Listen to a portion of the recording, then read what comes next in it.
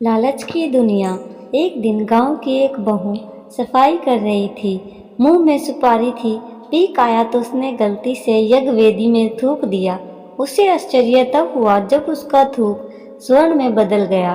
अब तो वह प्रतिदिन जानबूझकर वेदी में थूकने लगी और उसके पास धीरे धीरे स्वर्ण बढ़ने लगा।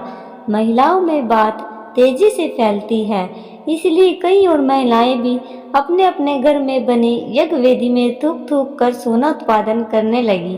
धीरे धीरे पूरे गांव में यह सामान्य चलन हो गया, सिवाय एक महिला के।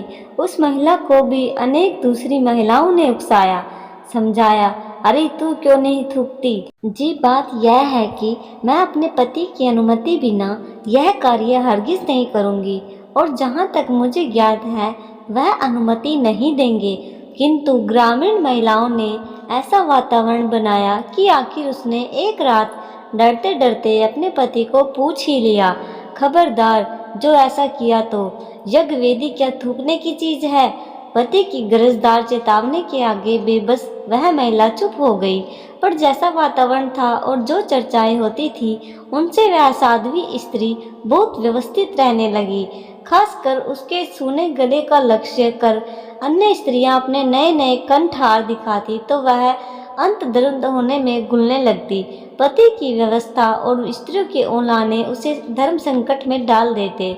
यह शायद मेरा दुर्भाग्य है अथवा कोई पुनर्जन्म का पाप कि एक सती स्त्री होते हुए भी मुझे एक रति सोने के लिए भी तरसना पड़ता है।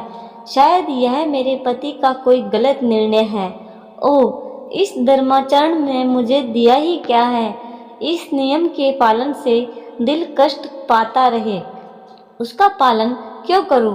और हुआ यह कि वह बीमार रहने लगी। पतिदेव इस रोग को ताड़ गए और उन्होंने एक दिन ब्रह्मा मुहूर्त में ही सपरिवार ग्राम त्यागने का निश्चय किया। गाड़ी में सारा सामान डालकर वे रवाना हो गए। सूर्योदय से पहले पहले ही वे बहुत दूर निकल जाना चाहते थे, किंतु अरे यह क्या! ज्यों ही वे गांव की कंकड़ सीमा से बाहर निकले, पीछे भयानक विस्फोट हुआ। पूरा गांव धू धू कर जल रहा था। सज्जन दंपति अवाक रह गए।